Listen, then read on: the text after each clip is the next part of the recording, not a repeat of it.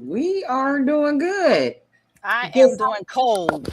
You cold? I'm Yeah, cold. that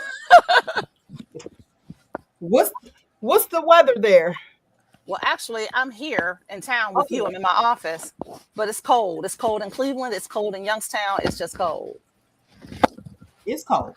I'm a I agree. summertime person, so I'm trying to 100%. adjust. Okay, I can get that. Well, you know what? It was just summertime yesterday. I know, right? It's like every day it changes. every single day is something. Bad, bad, bad weather, but good, good, good. So they can kill those viruses out there. I'm over this weather. I Me too. hope. And it's only December, man. Listen. It I'm ready just to go happened back to the fall. yesterday. Huh? The weather just changed yesterday. Thanksgiving in Cleveland, it took me 1 hour to make a 15-minute trip because it was like the sky just opened up and the snow fell out. Well, Cleveland's gonna do that. I know. Oh wow. Yeah, it was pretty bad. But this is the way I'm looking at it. My daughter is going to graduate. So by next winter, she'll be done. So I'm trying to take this winter as a way to just say, if I can suck this up the next winter, I'll be mentally free. Because when she gets Okay, that degree, everybody's name is going on it. Just not hers, everybody. We're all in school. I heard that. Man, Especially listen. when you got to pay for it. Especially when you got to take care of grandchildren and travel and just be a support system. It's a lot. I forgot about that.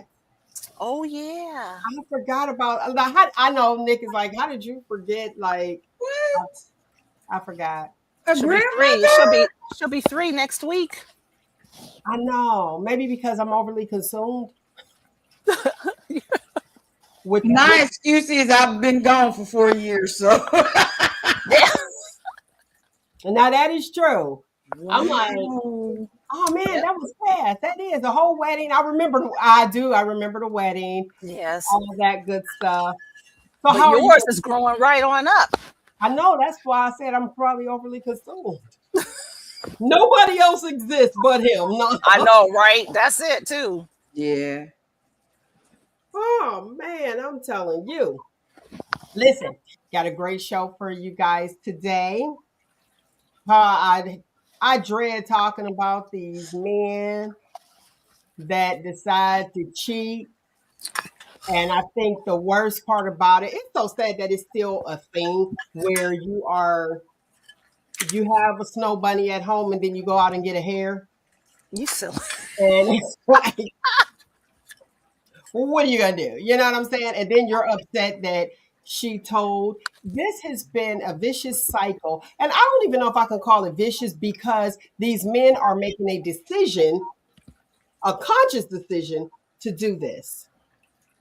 So I don't even know how I can even say vicious. So this has been a cycle, an ongoing cycle that seems as if it's not going to change.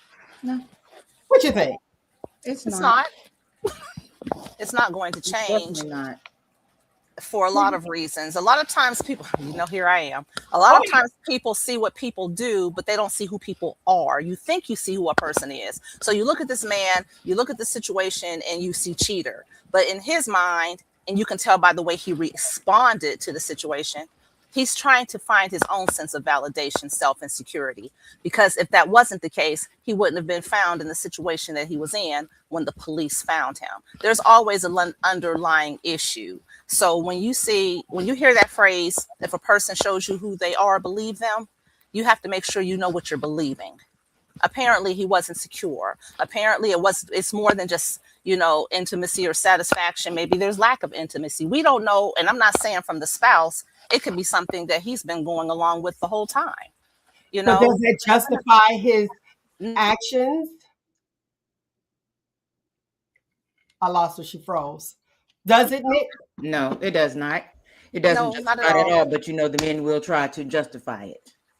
It's Mhm. always something. Here's what's interesting. The interesting part to me that I don't get is you choose an action, and then when you get caught, woe is me, and I wanna unalive myself. Sir, it's over. And here's the interesting part. This is not new. That's why I said round and round. Here we go again. This is something you chose to do. Now the part that got me is when your boy, what is his name? Shannon Sharp, sir, why are you speaking on this? Even though it's slightly different, you weren't married, but you've seen how this went. The rabbit hole, i.e., Snow Bunny, i.e., hair. Like, come on, it's the whole community of that. So it's like you choose to do it, and then you want us to feel bad. Now, when I was watching, it was on Nightcap, and Shannon was talking about it. And he was like, "Well, I didn't have anybody, people I thought that were in my corner. In your corner for what?" That part threw me because you wanted people in your corner for you choosing to do what you want to do. You ain't do nothing to us. You just got. Yeah. Basically. But he said people in his corner, he didn't have anybody there. It's interesting that you want somebody there, but these aren't the people that were there. They didn't know nothing about it when you were doing it. So it's like, oh, okay, boom, I'm doing all this, hiding it in the closet, doing what I do. And then guess what? I got caught. Now I need my friends. Monique was on this show and told him to leave them little girls alone. Before was it It was before before that? happened. Okay, there you go. But you didn't have nobody. You didn't listen, fool. And see, that's where my point is, why are you talking and speaking on this? Now I can't pronounce the other guy's name that was with Nia Long. Him and Nia Long weren't married though. How you pronounce his name, Nate? I have no idea. I know who you're talking to. Mhm. I know who you're talking about. And But he I was don't. a basketball coach. So No. he lost his Oh, job. I thought thinking of somebody Don't else. worry about it. But he too was a coach and he lost his job for dating somebody else that was what is it? Subordinate underneath him? What is it called? A Subordinate. subordinate. Uh-huh. A subordinate.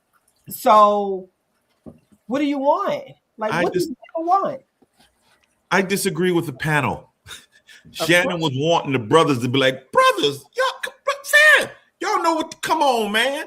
The brothers was just like, we knew how you guys would feel about this whole thing, and so.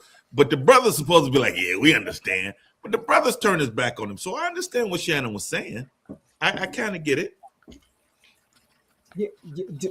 You really do? Like Yeah. how he can't compare to this situation. No, he can't. Because this guy's married. Right. So we're looking at you as a role model.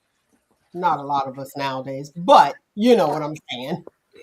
So you're looking at this person. The younger people are looking at this person as a role model, and it's like, oh, well, you're kicking it with somebody too. Like, what are we doing?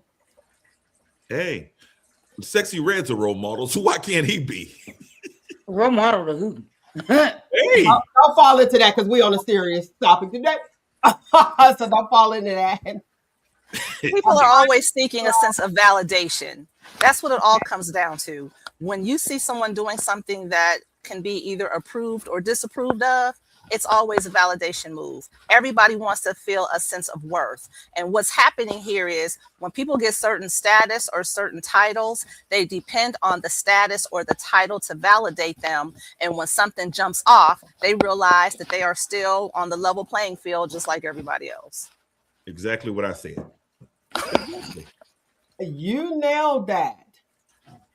So they feel like I am that guy because of the position that they hold. And they went to the house. They went to the house and their mother's still talking about, boy, get that trash out of here. That's it. Yep. It's just And like they pretty much said that, his boys were supposed to validate to him, and that's not what he got. And so he reacted the way he did. right. And I mean, it's just like, hey, you hit the lotto, they'll find out who you truly always was. So, I mean, he had a job where he was making that type of money, and with that type of money comes influence. Hitting the lotto is more of just as much of a sin as a blessing. So, You hit the lotto, you still get taxed. you're right.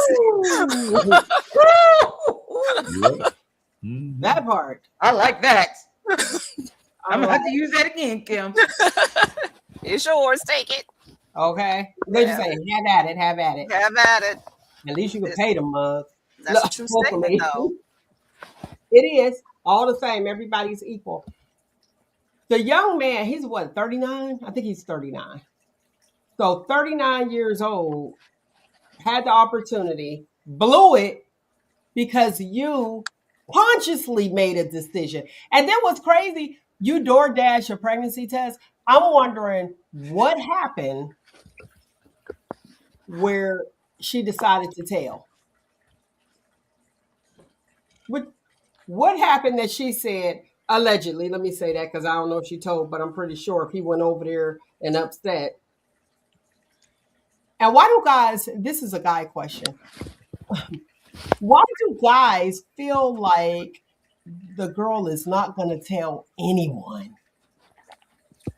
Like if it's quiet, There's I don't know why men feel like there's no way a girl's not gonna talk. I mean, I don't know if we feel like that. It's I guess that's the danger of it. Shh, yeah. And come on. In the history of girlism, there's not been a secret kept. Just total, complete secret. It's not in your DNA, and we can't blame you. It's our fault. okay, go ahead, Nick. But Come on. men run y'all soup coolers just as much. Well, okay, but I wasn't talking about that. I'm talking as far as like this. That's what I'm talking about. Okay, wait, because we're not gonna go back and forth. I just need to understand with that situation when these guys with all this money decide I'm gonna creep with you, and I'm sure it was some type of conversation had. I'm positive it was.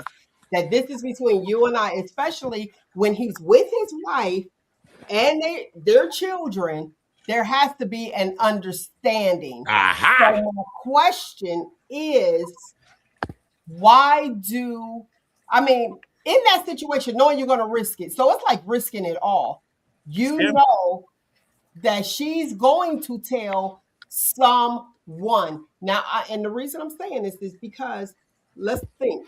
We got a friend, self, cousin, whoever that kicked it with somebody, even if they weren't in that situation, and it was mom's the word. But somebody knew, one of your friends, homegirls, cousin, knew that y'all was kicking it. Because it was never just zip.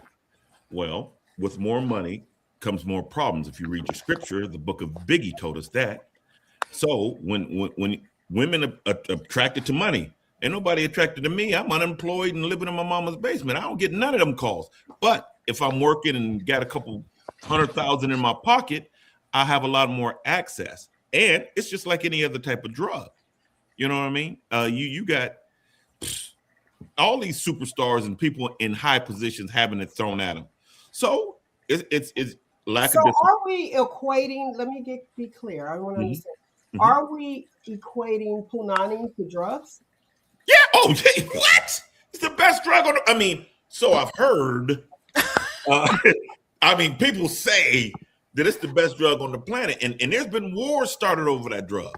The war on drugs didn't just mean the white powdery stuff.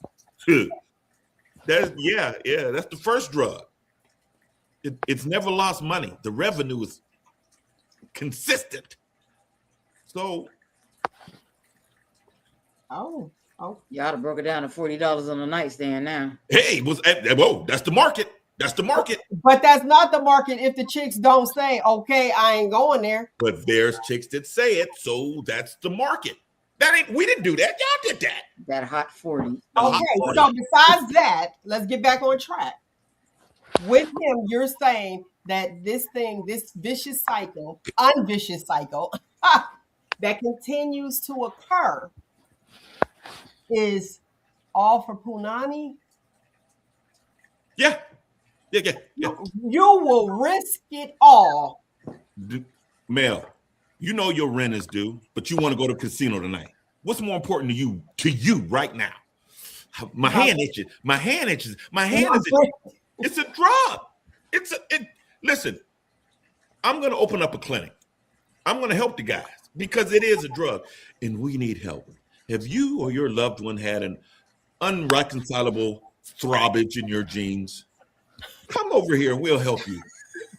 Leave those $40 to yourself. All right, Nyk the Agitator at his man cave. He got a clinic going on. Hey, listen, we're going to get back into these hot topics because there is a lot. And I want to know how you guys feel about Australia banning social media for the ages of 16 and under. But before we get to all that, I want to introduce you to today's person, because she was with the crew. She with the crew all the time. Miss Kim Mays. So we'll be right back. Don't you touch that dial. Remember we used to say that? Don't you touch that dial. We'll be right back.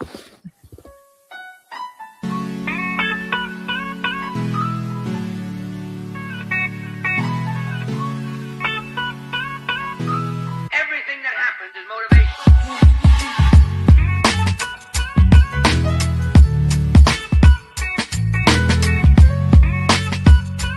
Everything that happens is motivation.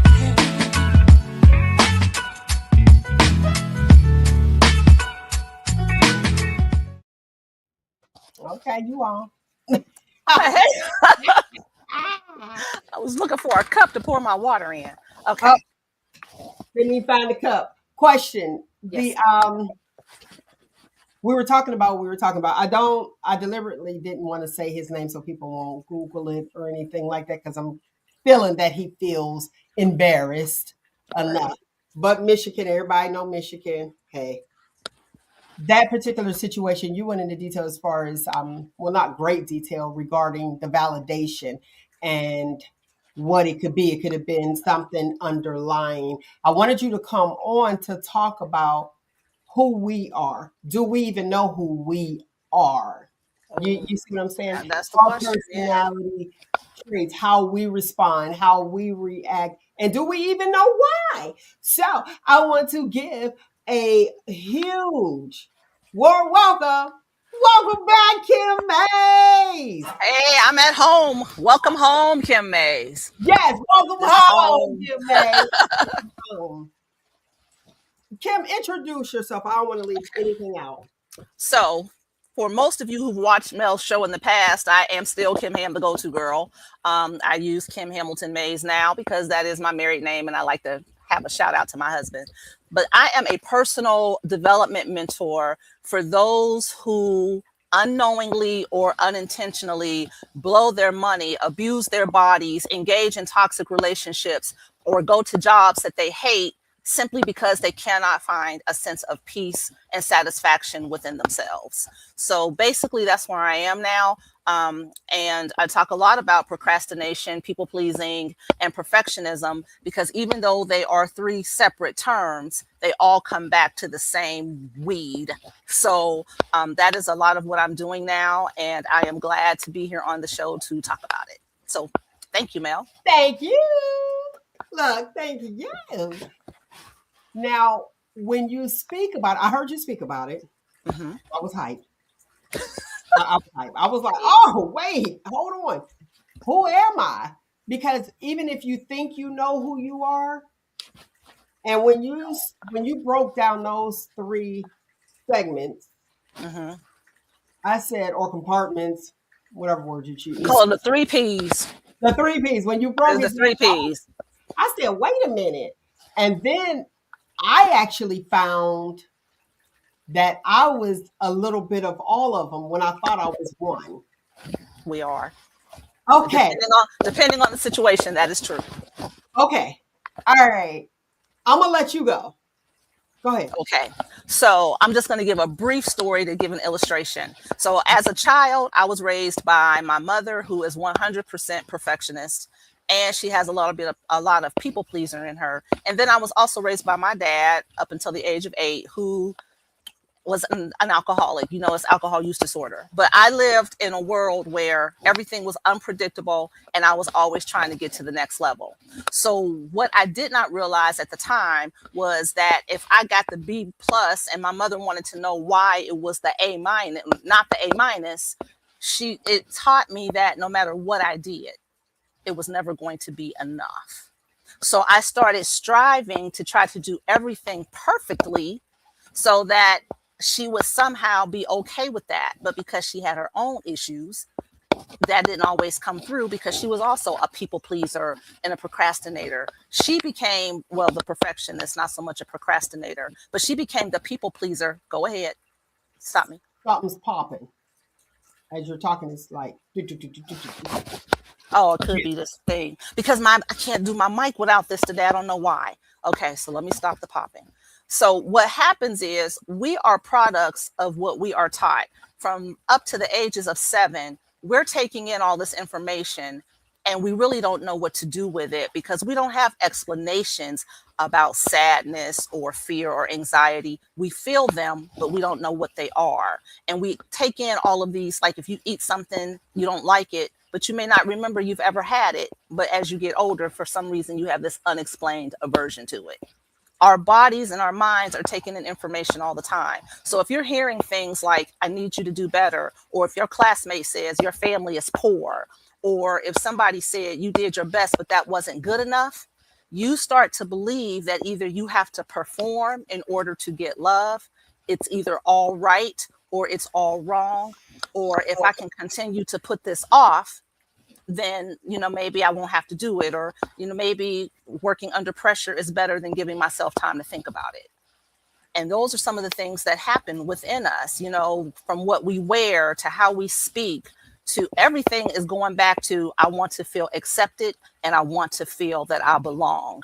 And that is why, depending on the situation, you are either trying to get approval from other people and avoid rejection in the form of making everybody happy in spite of your own happiness, or trying to make everything flawless in spite of the fact that you are human and you're going to be flawed, or you put things off thinking that you are lazy or unmotivated, but really that's not the case. It is that your nervous system is trying to protect you from hurt, harm, or danger because that is what your brain is designed to do. okay. Pull your hair back. Maybe that's what's hitting. You still hear the popping? Mhm. No. If I take it all the way off, you don't hear it now? No. Well, now I can't hear you. Okay. Just go ahead and you can talk. Just go ahead. You finish talking. Just let me talking. So, is that better now? Yes. Okay. So what we have to realize is that when we're people pleasing, trying to satisfy everybody else, even though we're miserable, like saying yes when we want to say no, or when you're being the perfectionist and you spend more time trying to plan something than to actually execute it because you're worried about whether or not everybody is going to approve of it, or when you procrastinate because you don't feel like it, you're not motivated, and you're thinking that you're lazy. It's none of that. All of these are survival techniques that your brain have created to protect you from feeling threatened. None of it is a personality trait. But if you see, girl, you're always trying to make everything perfect. You always dress to the nines. You always have, that's feeding your ego. But if one person says, that's a nice outfit, but I wouldn't wear that, the brain goes automatically into threat mode. So the people pleaser is always trying to make other people happy, even if they're not happy. The perfectionist is always trying to be flawless, even though that is next to impossible. And the procrastinator is always avoiding for as long as they can because they doubt their ability to do it successfully. Does that make sense? 100%. Let's bring in the co-host. Does that make sense, ladies and gentlemen? Great You touch sense. my spirit. Shit. We gotta talk. Shoot. But all of us do it. It happens with every single one of us. And what I learned along the way is that it doesn't matter how attractive you are. It doesn't matter how much money you have. It doesn't matter where you live. Part of all of that process is for the approval and the acceptance and the sense of belonging from somebody else. Mm-hmm. We are naturally designed to belong. We are not here to do things independently. And one of the issues that I had growing up was all of my resources came from in home. So if I ever had to step outside of home to ask anyone for help, I couldn't do it. And a lot of times that sabotaged me because instead of trying to allow someone in to help me, I felt I had to pull this off on my own. So a lot of times, go ahead, Mel. I see the hand going up. Yes. Okay. So you said your resources was from At inside. home. Hmm. Why did you feel that you weren't able to go outside the home? Because I was taught if home can't give it to you, you don't need it. And mostly that's financially. It wasn't necessarily emotionally, it was financially, but I applied it across the board. Because to me, if I didn't have it at home, then I didn't need it. So I didn't need the help. I needed to be able to pull it off on my own. That's the perfectionist in me, the people pleaser, and the procrastinator. Because who can plan a big giant event by themselves without any help? So a lot of times, yeah, I pulled it off. It happened, but nothing like I saw it in my head, which it could have been if I felt comfortable enough and adequate enough to ask for help. Sometimes asking for help shows that you feel inadequate. That's not true, but that's what we think. I should be able to do this. I should be able to pull this off. And so when you have this, I have to be perfect, or I have to make sure everybody likes me, or it has to be, done a certain way, all of those sabotage you because your brain is thinking it needs to protect you. Mm. And if you're not aware of that, then you can't deal with it. We have the conscious mind. Like right now, all of us are aware that we are on Mel's show. We are looking at each other. We know what each other looks like. The subconscious mind takes in things sort of like beneath the surface. We're not really paying attention to whether or not the furnace is working right now because we're comfortable. Or if you start to feel a chill, your subconscious mind has told you what feels comfortable to you. But you're not saying, it's warm in here, or you hear the fountains going, or, your brain is blocking it out, even though it is still operating how you think and feel. And then you have the unconscious mind. The unconscious mind is where, like, you were a toddler, you were bitten by a dog, you don't remember the bite, but every time you see a dog, you react and you don't know why. Why do I hate dogs? Why am I afraid of dogs? I've never even been around a dog. That is because your unconscious mind is protecting you even if you don't know it. Mm. Your brain is designed to protect you. Wow. Does that make sense? I'm over here in tears. Yeah. Oh, we need to talk offline. Hey, that's what I do. This is like my ministry. Like if you're driving down the street and all of a sudden you slam the brakes because the car in front of you stopped, you didn't think that car stopped, I got to slam my brakes. You slam the brakes first and then say, that car just stopped in front of me. That's your unconscious mind. It has learned to protect you without you having to think about it because it's so deeply beneath the surface. Mm. And we're making decisions about money, we're making decisions about work, we're making relationship decisions, spiritual decisions, what we're going to eat decisions based on these hidden programs that we are not aware of. And my job is to make you aware of what is happening so that you then can address it. It's not working harder, it's not having more willpower, it's understanding that your brain has you in complete 24-hour a day survival mode. And that's where a lot of our mental and emotional distress comes from. Wow. Wow. That wow. Yeah. And what you guys are feeling right now, I've had to go through all of that. People ask me why I am, such a good coach and a mentor, and it's because I'm my number one client. I wanted to know, how is it that I could grow up having everything I wanted? I had popular friends. I mean, I wasn't Miss America, but I mean, cute guys liked me. So it was like, why am I always trying to be better, trying to prove myself, trying to come off as stuck up? Oh my gosh, how many times have I been told how sedity I am? But really, I'm just trying to withdraw and retreat to protect myself. I had to figure out where all of this was coming from. And a lot of it, especially with my parents, because my father was the type of parent, find a man that you can marry who will take care of you. My mother was the parent, don't you ever depend on anybody to take care of you. So I'm right here in the middle of the two people that I have the most fear of, respect for, and dependency on, trying to figure out we're all going through this, but we don't realize it because nobody brings it to the surface.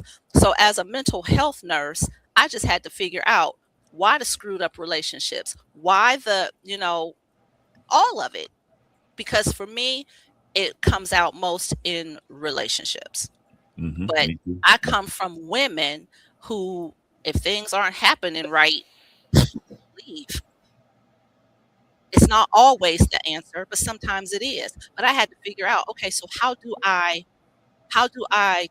you know, I don't want to say compromise, but it is because there's a difference between compromising and settling. So how do I compromise without sacrificing who I am? Which goes back to Mel's statement, you can't until you know who you are. Mm. None of us know who we are until we start to research some of the things that we've done, what we were thinking when we did it, or how we were feeling when we did it. And that is the root of whether or not you're going to people please, always trying to keep everybody happy. You don't want to rock the boat.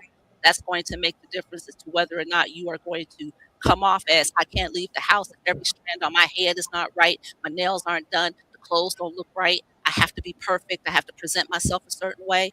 Or if you're going to be the person who always gets there just in time, or you're the one who's notoriously always late, because somewhere inside of you, you are putting off the judgment.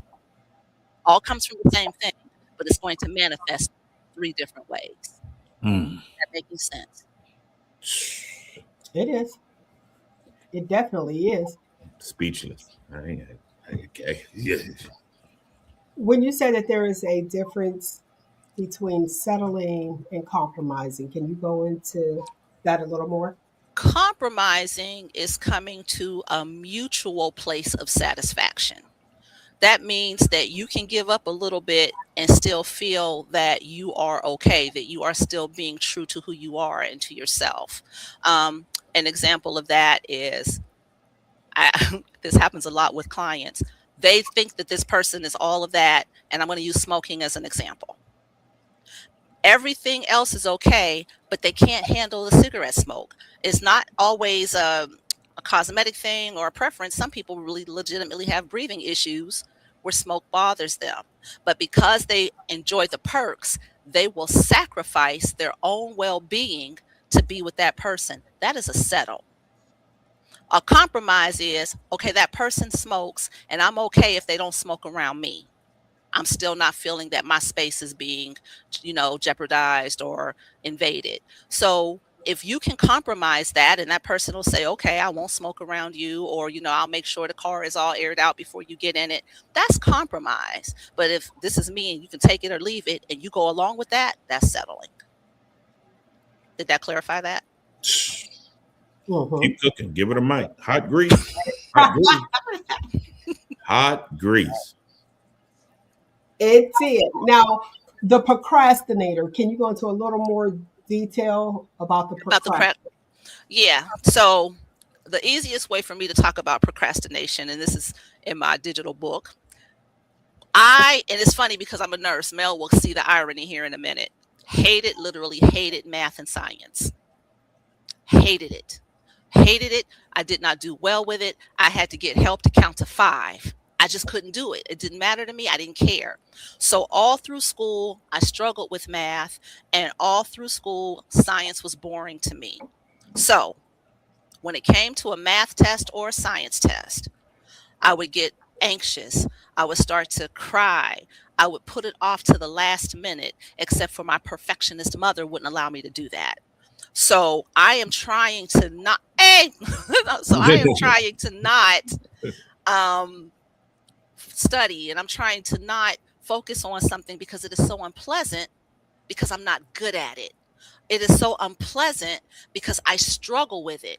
Now, English, on the other hand, loved writing papers. I loved English exams and diagramming sentences because I was good at it. So I didn't put off doing my English homework.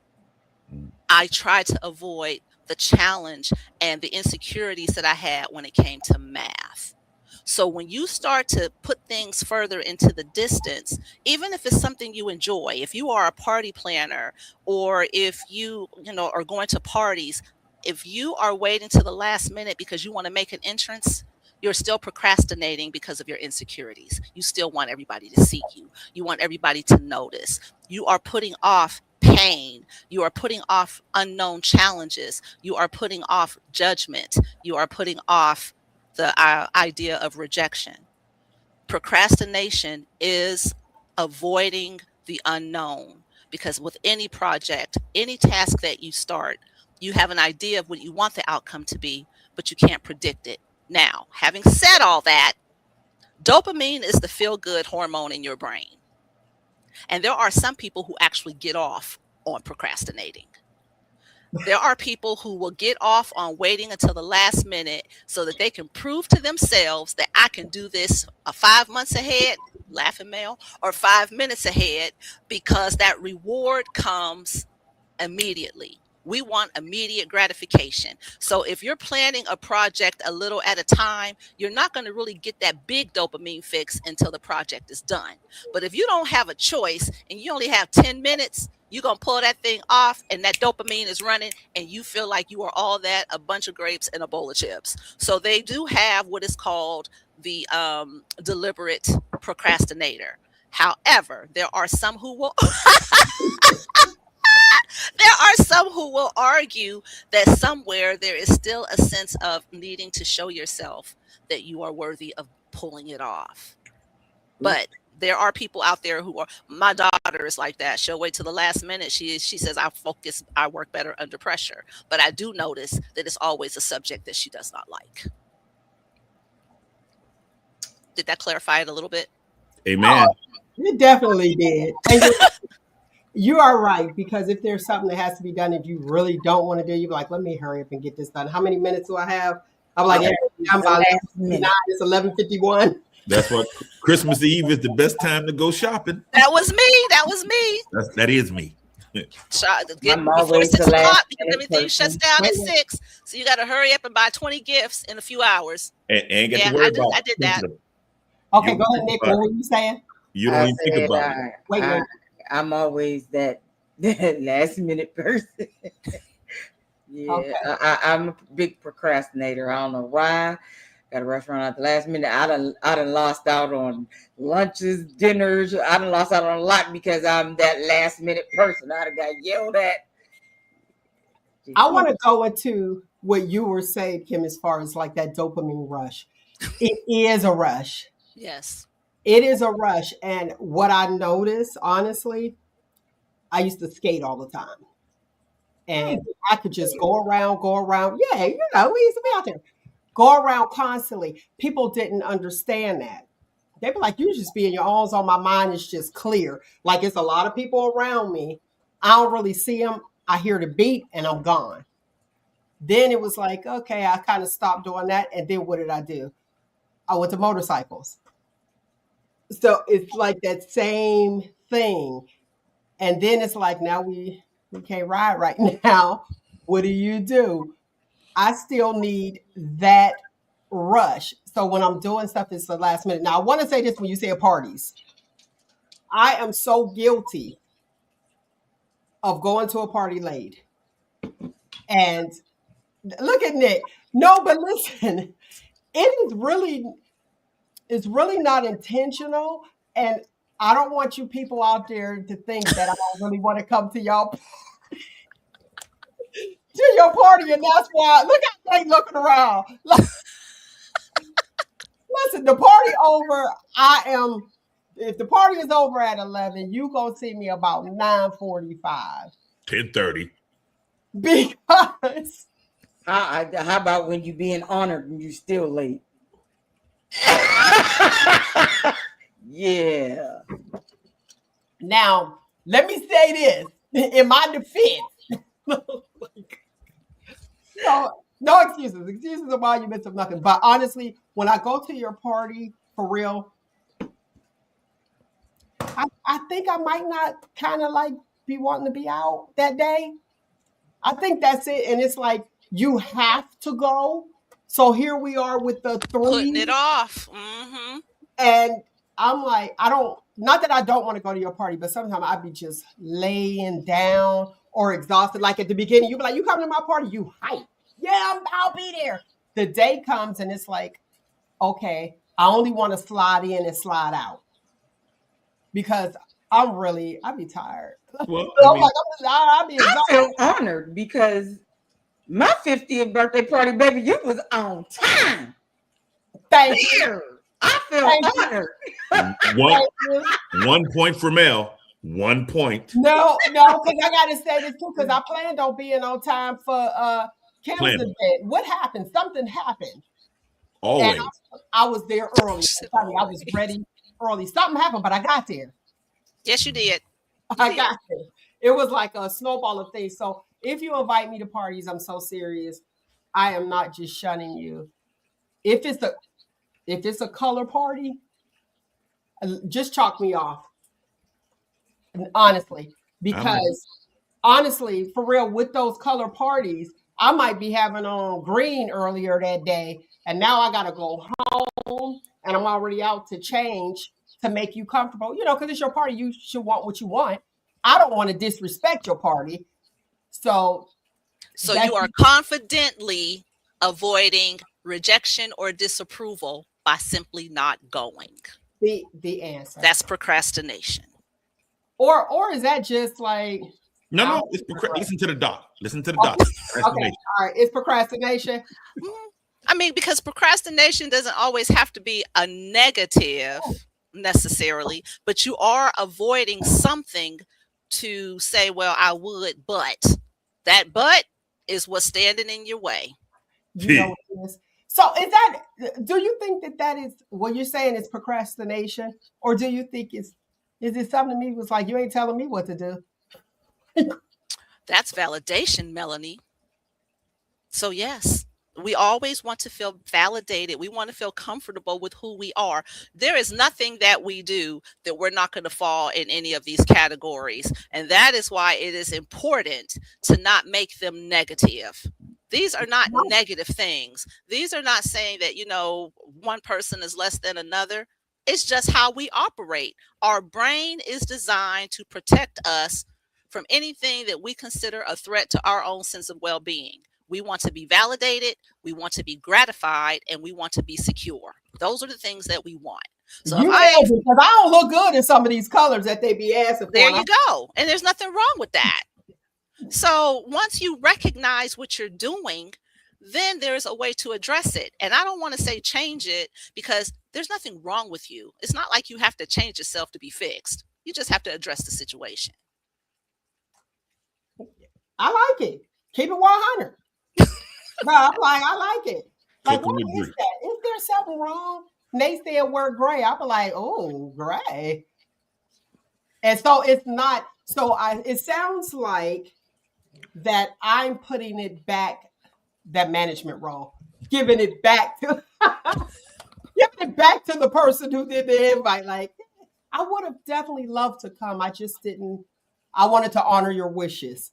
Giving it back. And the flip side to that is you're not being the people pleaser in that situation, but you're respecting that person by not being the people pleaser.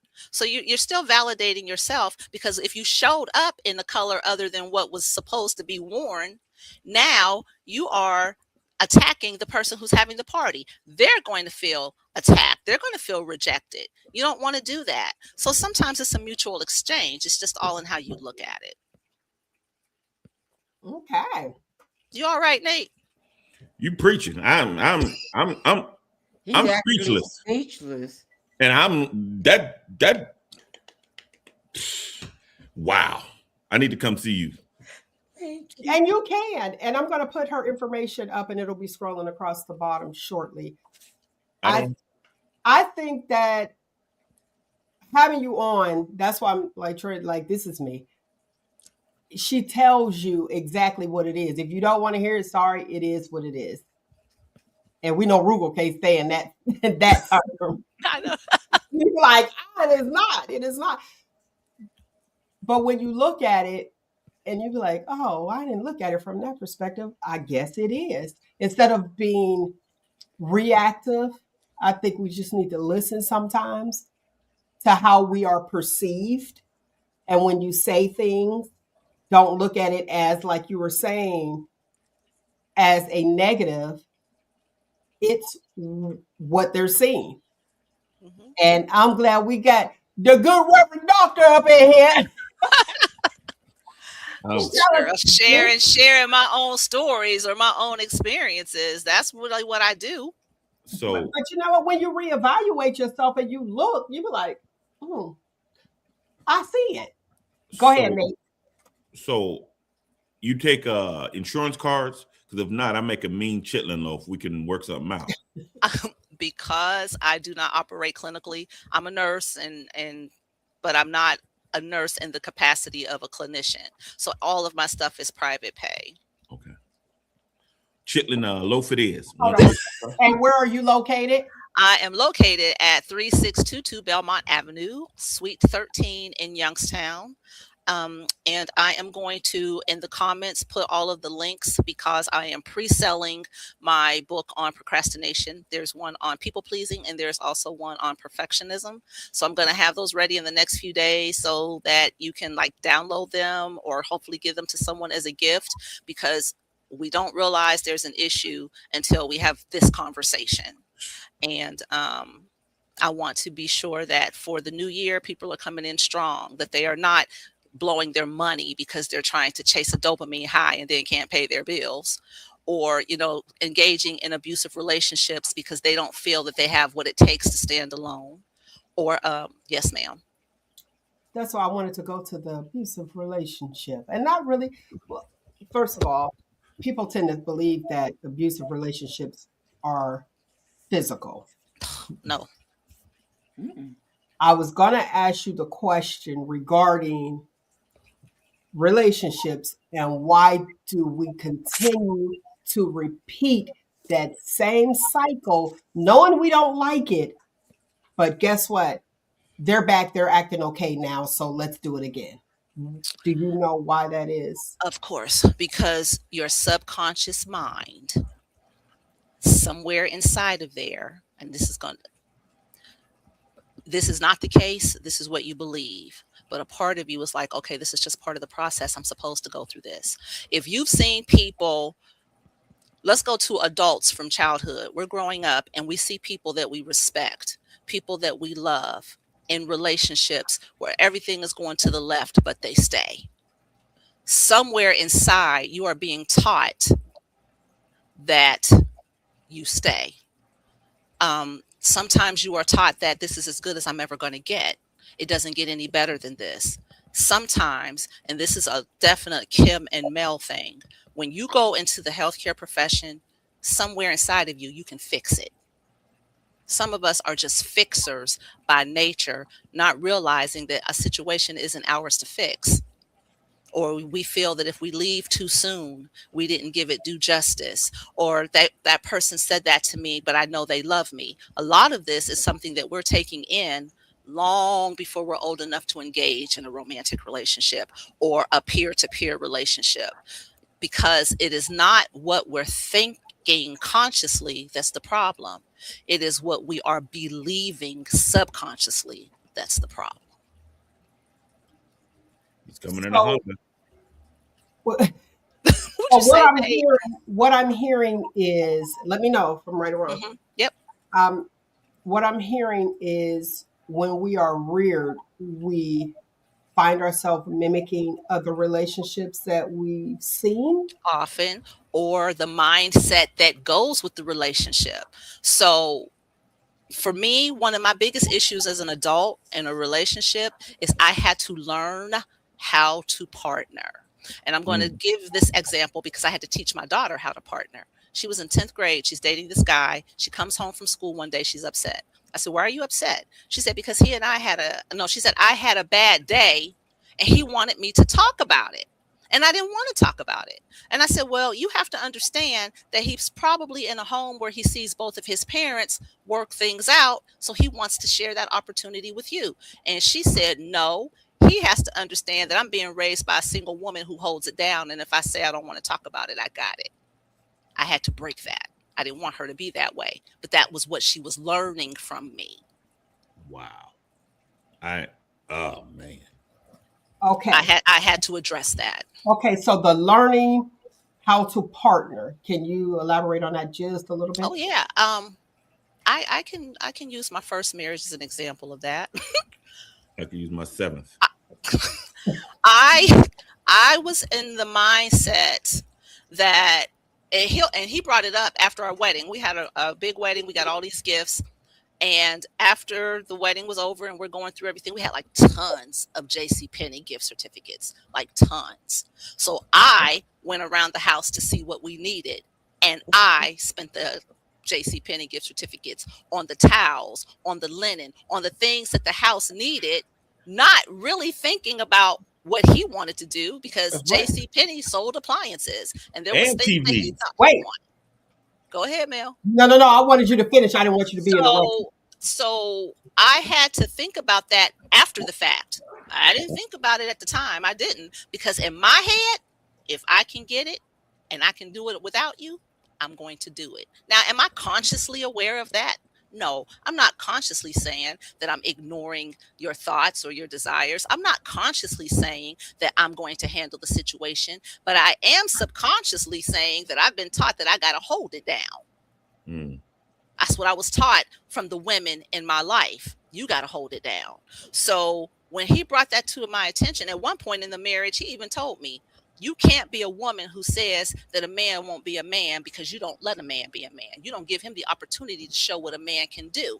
I have been told that.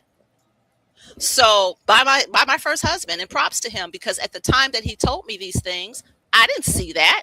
I'm Kim and I can hold it down. And yo, you better keep up.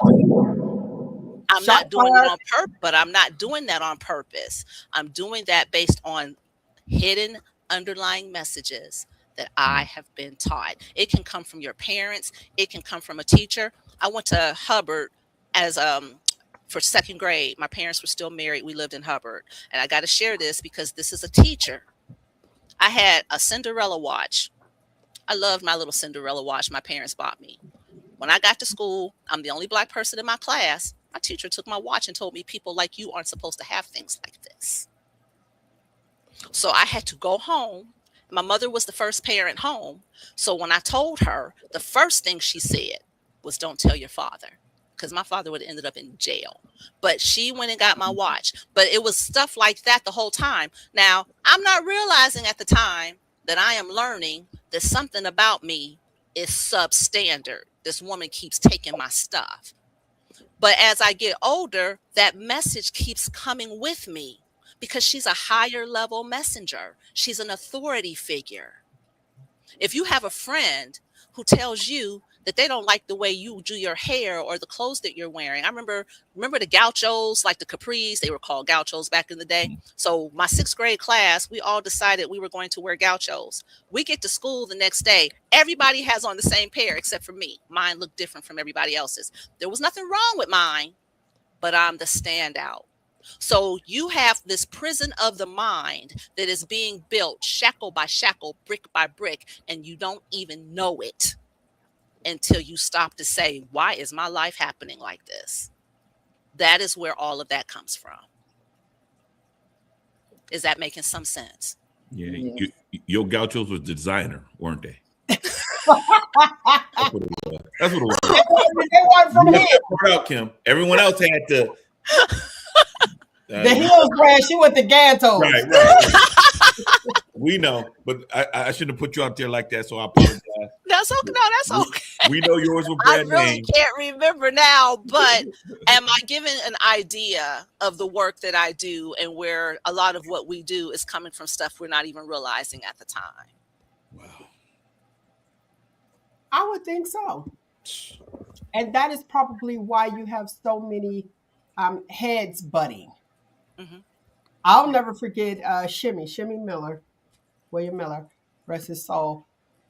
I was brought up, after school, my routine was the same. I go home, I have my chicken noodle soup. After I ate my chicken noodle soup, the after school special, I did my homework. You get your bath, you iron your clothes for the next day. That was my routine. Right. He came over, Nick, you were there that day. And when he was sharing his life, I was no lie, I was older when I realized that everyone didn't do the same thing that I did. I was totally shocked. Even with my own family, Mm-hmm. this is what, you went over a house, you saw this routine. And it was like, this is what you do.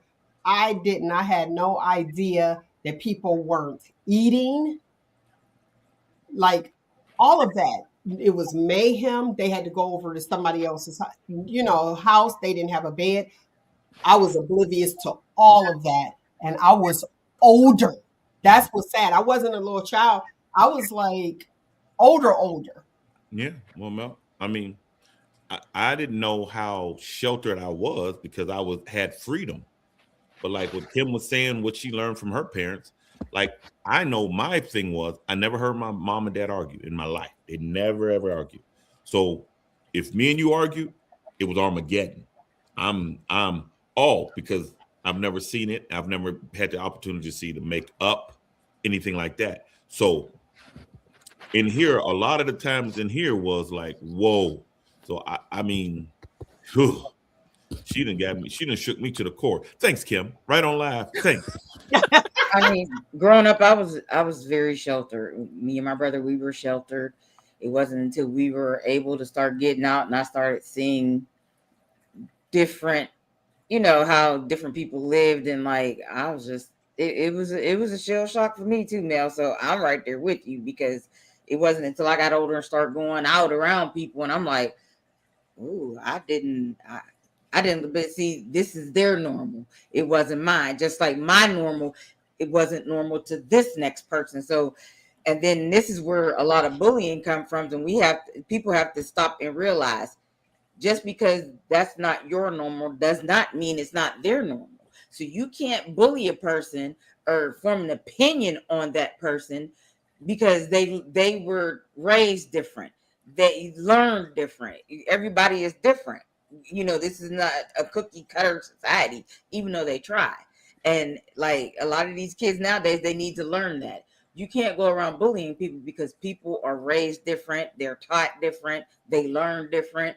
And so yeah, it was definitely a shell shock how some people grew up. You So know what's funny? sometimes, oh, I'm sorry, Mel. Go ahead. No. Go ahead. Also, I was going to say, so sometimes you find yourself in an abusive relationship that you don't know is abusive because you only have the frame of reference of the two people in the relationship.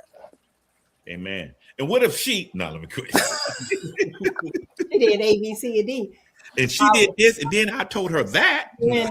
When Nick was talking about like as far as like bullying and things like that, I saw bullies, but my thoughts were pretty much, believe it or not, like now. Because I remember saying, "Oh, something must be wrong at home." That's the thought I had as a child. Like, "Oh, wow, they're so sad." You know what I mean, to treat people like that. But I was a laugher, a laugh, and that's what I saw. A cousin of mine told me as an adult, which I was totally shocked because we were brought up.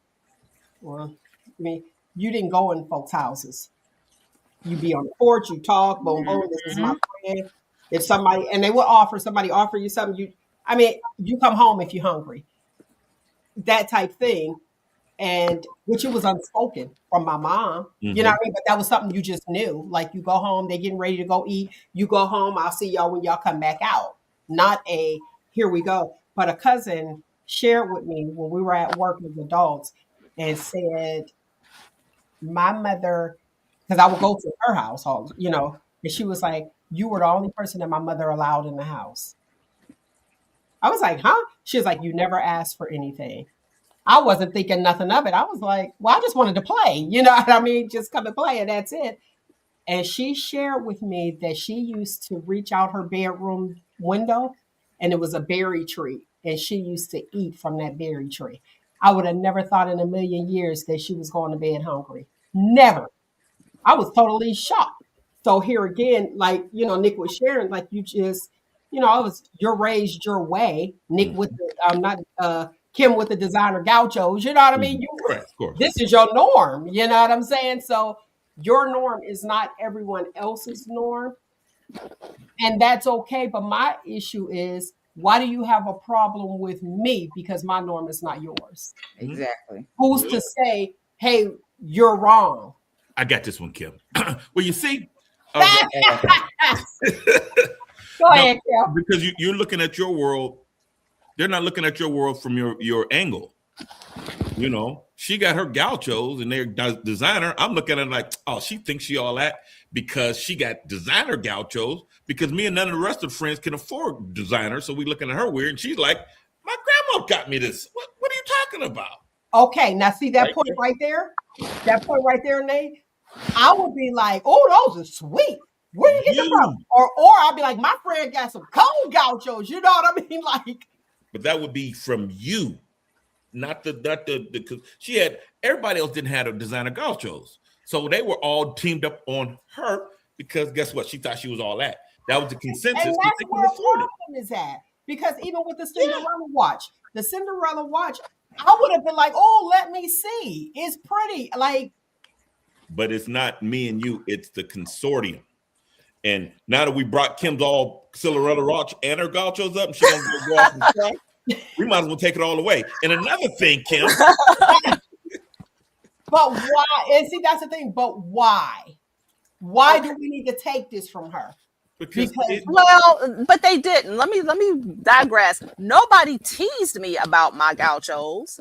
I just saw that my gauchos were different than everybody else's. Not better or worse. They were just different. I mean, I didn't know that. But to go back to the Cinderella watch, the answer to that question was, I had a teacher who had the belief that Black people weren't supposed to have things like a Cinderella watch. She took a scarf from me. I had a really nice scarf. She took my scarf. I had to go home and tell my mom she took my scarf. One time I had to have my mother sign a math paper because I got a D on it. And when we got home, her last name was Siegel. And my mother was like, I don't know how to spell her last name because there's different ways to spell Siegel. So she wrote it down one generic way. No, she wrote Dear Teacher because she didn't want to offend the teacher, because my mother is a perfectionist people pleaser. So she didn't want to offend the teacher. But that's exactly what she did, because when I gave the F or D paper in math to the teacher, she said, when you get home today, please tell your mammy I have a name. So this woman, yeah, she said that. So, of course, my mother had to go to the school. The first thing my mother said was, don't tell your father, because you have to realize this is the early 70s. We're in Hubbard. She doesn't want you can't hear me? Oh, I'm still, Mom. You got earrings on? No, you got earrings. I took my earrings out. So, so it was the early 70s. My mother didn't want my father to get drunk and go up to the school and go to jail. So the first thing my mother said was, let me go handle it. So my mother always handled this woman. But the answer to that question was, in her mindset, Black people just weren't supposed to have the things that I had and have the access to the things I had access to. But to Mel's point, when we're talking about, people wearing different clothing, or why can't people just appreciate or understand? Because everybody, like they said, everybody's background is different. We don't see the world the way it is. We see the world the way we are. So if you're coming from a background where spending money is taboo because we don't have enough, or you come from a background where you eat everything on your plate because we ain't got time to be throwing food away, depending on the background that you come from is the way you're going to see everybody in your world. I knew that part. So that's the answer to the question. I don't look at Mel and see Mel the way she sees Mel. I see Mel the way I see Mel.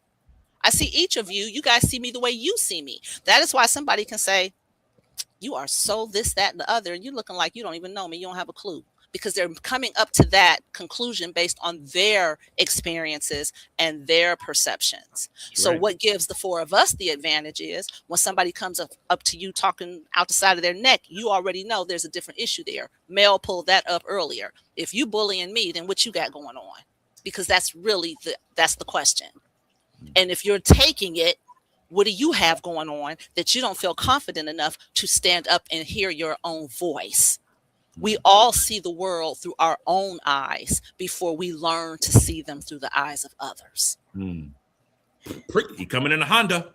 I'm still stuck on the fact that the teacher said, "Tell your mammy," because Yeah, see, yeah. Yeah. Yeah. But my you have to dad was realize, like him, pretty much like your dad, and whenever they went to the school, my mom would have to. yep. But in the same sense, my mom also she, had a little bit of decorum, but that right there would have made my mom go straight in that Mm, teacher's mouth. my mother knows that Okay. my father would have went straight to the jail cell. Yeah. And see, that's when, yeah, so you know who to tell. But in this case, the outcome was grand. Mm-hmm. I mean, because look who she's become. And clearly that teacher had an issue.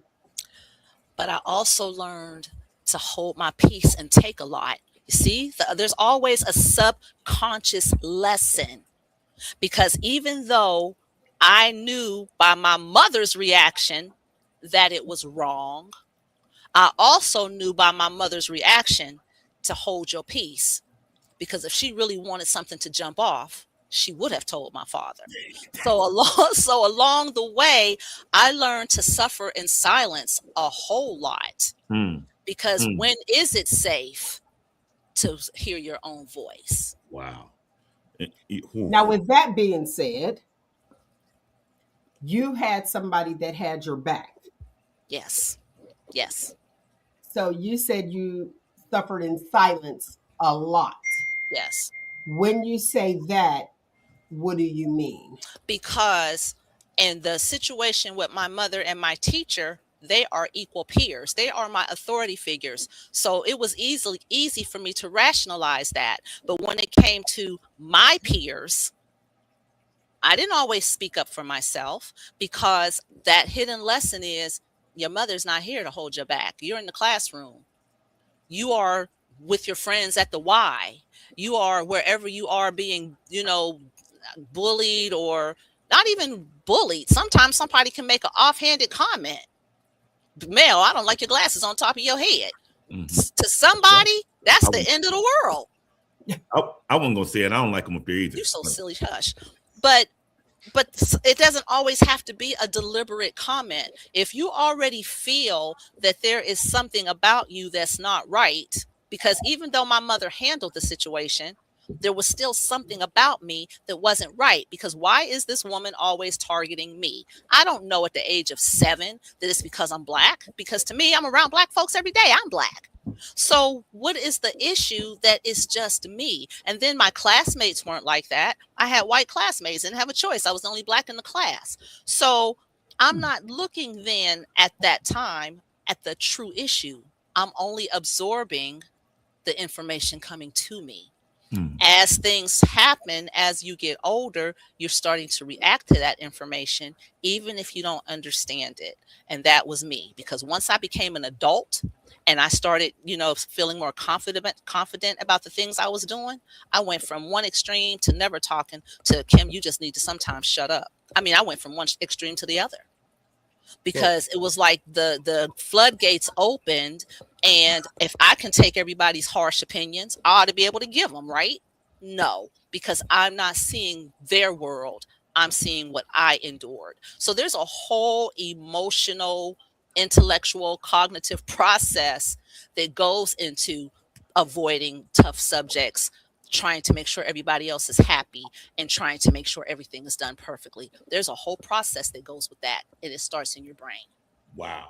Can I ask a quick question, Kim, since you were the only pepper in that salt bin? Sure. When you got a little bit older, Yes. did you like the barge? Yes. You like their I music? liked the barge. I did. Never mind. You just discredit yourself. Never mind. I don't need to talk to you. But also I got used to being the only black person in the class. History class at Ursuline, I'm the only black person in my class, hearing all about the house Negroes, the field Negroes, and all of my classmates feeling uneasy with me. They felt awkward for me. They just When keep I looking was at you. nursing school, I had a person tell me, how did you go to school with us all these years being the only black person in your class? So at some point, I came to accept that sometimes it's going to be that way. But in the second grade, I was, it was my teacher. None of my professors came at me because I was black. So you get all of these messages, and as you go through life and have all these different circumstances, you choose your time to, I have to be perfect. Nursing school, most competitive. There were 4 people in my senior year group. A is a 90%. The person who got the 91% was angry at the person who got the 95%. Straight competition. So you're being measured by how high your A is. So now you got to be perfect because they're requiring it by their behaviors. So do you fall for that? Or do you just say, A, I got an A, I'm still getting my degree, don't worry about it. There are all these questions that we don't ask because we don't know that there's a question there. Hot grease. So yeah, I really had to hone in on. I have not only burned bridges, I have blown some up, trying to find that place of where I can be okay being me. Amen. So you don't mind me, my new merch, my shirt that says hot grease? Because it's No, I think that's inspired kind by of you. cool. I It's like inspired by you. It's called Hot Grease. that. Silly. Hot Grease. Why Checking do your we, head. why do we put ourselves in that situation? And I heard you say the subconscious mind, Mm-hmm. but it's interesting because even in management, when you're the only face in the place, it's like the pressure, even though nobody's saying we're putting this on you, you just feel it. Feel it. Kind of like A black tax. prime example, good friend of mine. We have the same last name. She didn't understand. She's white.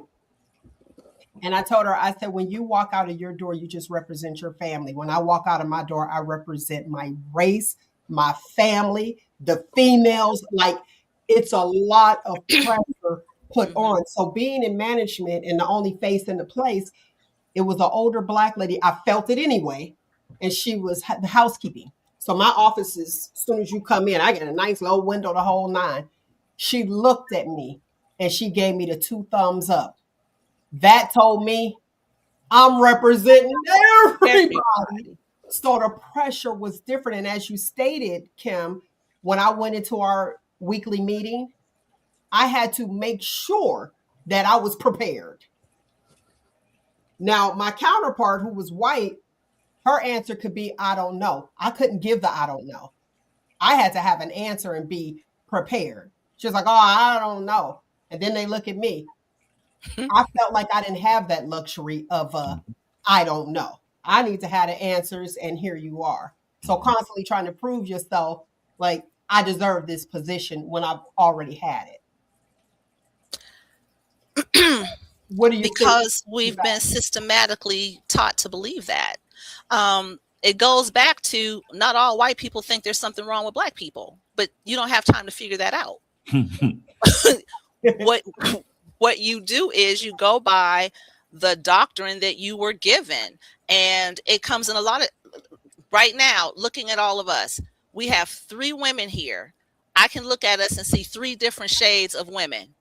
So back in the day, Mel is the okay woman because she's the light-skinned woman. So Kim and Nyk just sitting here like, okay, but we're women too. But it took a long time to realize that there are men out there who prefer a darker hue. There's no competition, but we're raised to compete. We are raised to be better because there are circumstances where color plays a part where it shouldn't. You're You're right. an RN, I'm an RN. Why do I have to be a black one? Why do you have to be a black one? We're nurses just like everybody else is nurses. But that is not the culture that we have been accustomed to thriving in. Well, I too am guilty of preferring the males back in the day, but Kim, all black on black crime ain't bad, girl. Call me. You know what? Someone was very honest, and I'm not going to say their name. We had this conversation maybe about a month ago, and they were lighter than me. And this is what she brought up. She said, because I'm brown, you know, I'm cocoa. I'm actually lighter than Mel. The makeup, I put makeup on. Makeup. Girl, I'm why actually you really doing this? Let me tell you this part. Well, The issue is this. you're looking mighty white. This is what she told me. She said that if we went in for a job, this is what she said. If we went in for a job interview, she said, I am 90% sure that I would get the job. 100%. Even to this day. 100%. And I said, for real? 100%. And she said, yes. She said, even with our different personalities, she said that she is 90% sure that she would get the 100%. job. So And that's crazy for this day and age. look, we have to, being the hue of me and Kimberly, the other doctor on the panel, we have to come with a little extra Lowry's. We got to put some flour in this yeast. We got to put some yeast in ours at all given times because we are the least common denominator. That is, I was shocked, but that is ridiculous because black is black. To you. Exactly. No. Pimp But yeah, that's what I was gonna say. No, But no, like, tell me. as far as I'm concerned, like you said, black is black. But to someone of a darker hue, no, it's not, because they are not treated the same. And I have cousins that we've argued about that because I was lighter and they were dark skinned, and you can, and sometimes if you sit back and just watch, because I had to learn to watch, because even when I go out now, I watch, you will see how we are all treated. We are all, even though we are all black, because in a white person's eyes, oh, you're black. But to a black person, everybody gets treated different. You can see. And I'm like, she lighter, so she gets treated this way. This person is dark skinned, so they get treated that way. I watch that even within my own family. Like some of the lighter skinned cousins, oh, they cute, they this and that. And some of the darker skinned cousins are. And I've seen some ugly yellows. So yeah, I have too. But it's like, if you like really pay attention, especially among our people, you can see we are actually prejudiced against our own kind. Mm-hmm. Well, this Yes, is we why are. I don't That's like the El statement. DeBar. go ahead. Yeah. What'd you This- say, Nate? This is why I don't like the DeBarges, because in my time of persecution, that was hot. You ain't have a long curl. If you had a curl, No, I had to shag. I kept my shag tight. but I you ain't was have the a only Jerry one. curl. We wasn't checking for shags then, we was checking for curls. But when I was younger, this is pre-high school, El DeBarge came out in the early 80s, and all the women had to have them an El DeBarge, all of them. And I come in, I think that was in my black African booty scratcher days. So I remember that crack. right. That was forever. So guess what I had to do? I had to read the book and learn how to rap. So now that's why I'm so sweet on the mic when I talk to the ladies. Okay, back to that color thing. Yeah, we'll have to do a separate show on that. But my family, we all different colors. So look at Nate. No one's darker. I'm going to the comment. No one's darker.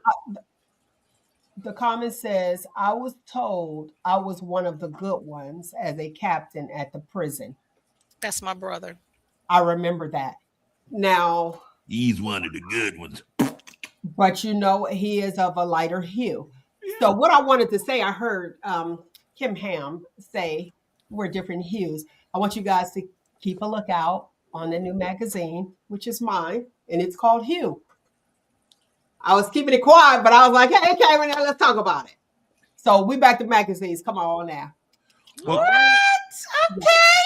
And so are we hard copying? Because you know what?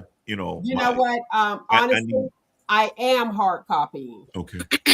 To me, that's more important. You got What the about you, digital Kim? stuff, and then you can't find it. Yeah, I hard copy and digital. So you just gotta let me know what you want. Hard copy sign, please. How can I get your So starting Monday, if you Uh-huh. go to kimhamiltonmays.org, you will be able to get the digital there.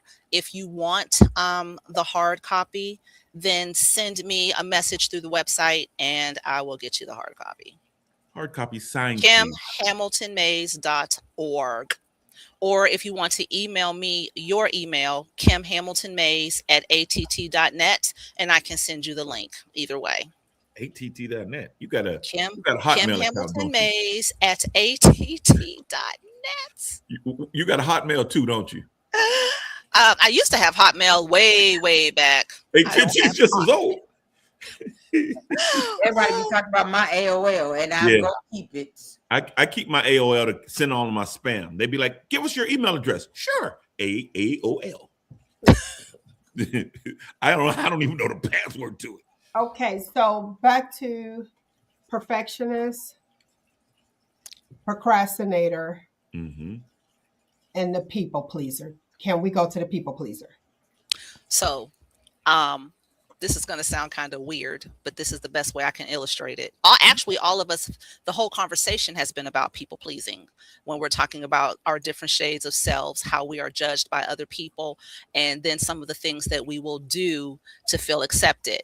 Now, I can say this because I am a Youngstonian, however you say it, even though I don't live here anymore. Quite bougie. We are very, very in tune to what other people think about us. And we are very conscious to make sure people approve of us. And I'm going to say it this way. In Youngstown, that is only so big, we can have 4 or 5 events a month in the same city, seeing the same people.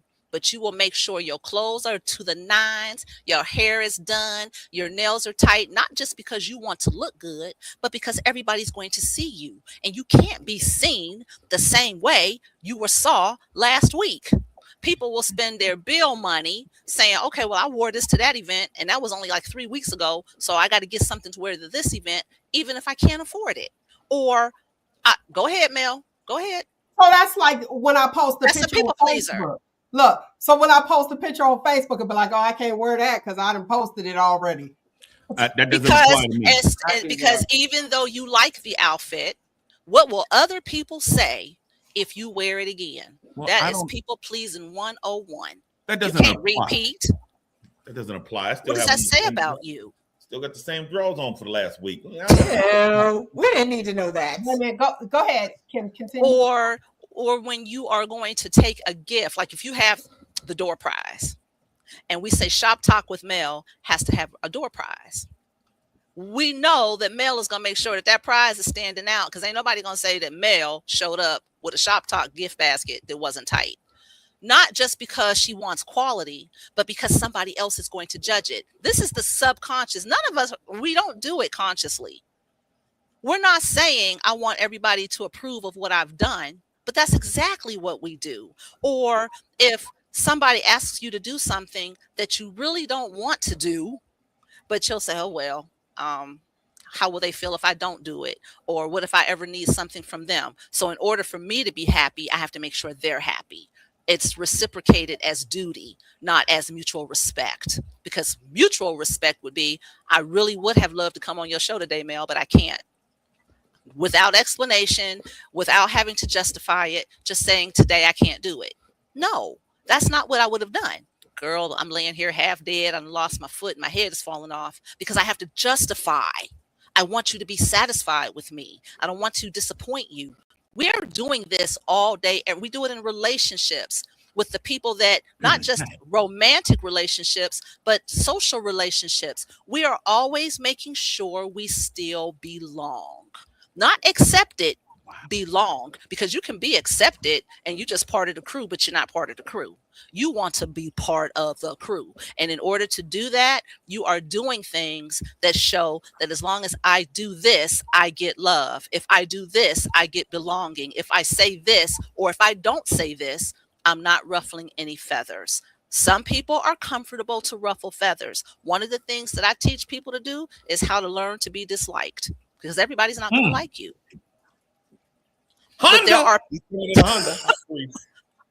so until you get to the point where you can accept that some people just aren't going to like you, you are going out of your way to try to make sure they do. That's people pleasing on any level, except for in paid service. And I say that because we work in a profession of paid service. We have people who are depending on us for their well-being. Or if you have a waitress in a restaurant, you know, those areas, it's paid service is part of your responsibility to, and it's not even people please, it's to serve. It's not just, it's how you look at it. We are serving. So if you are not serving out of your heart and giving out of your heart and being fulfilled just because you did it, that is people pleasing. Woo. Hot grease. Hot grease. Did that make sense? Hot grease. Let the people say hot grease. Hot grease. Hot grease. In the comments, hot grease. Did that answer your question, Mel? Foolishness today. It definitely does answer the question, because even thinking about what you said as far as like getting ready, getting dressed, like mine, what is that? What is it, Nate? You know it. How you dress is How you will be addressed. I'm how you'll be punching addressed. me in the head. I'm a So little. with that being said, that is inside the house. So getting dressed, you'd be like, oh yeah, I get dressed for me. I was brought up that way. You don't go outside with your hair combed. You don't go outside with pajamas on. You don't go to Walmart with house shoes on.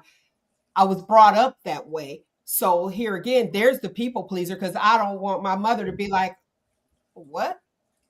Like, you know what I mean? Or my grandmother, anybody. Matter of fact, my whole family, to be honest. The Oh, just me entire too. family. It is you go out presentable.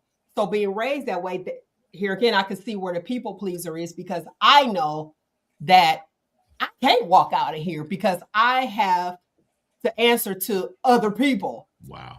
I never had that problem. Hey, good luck with that. Is my whole, I was happy enough that my mother instilled in me confidence enough to be who I am.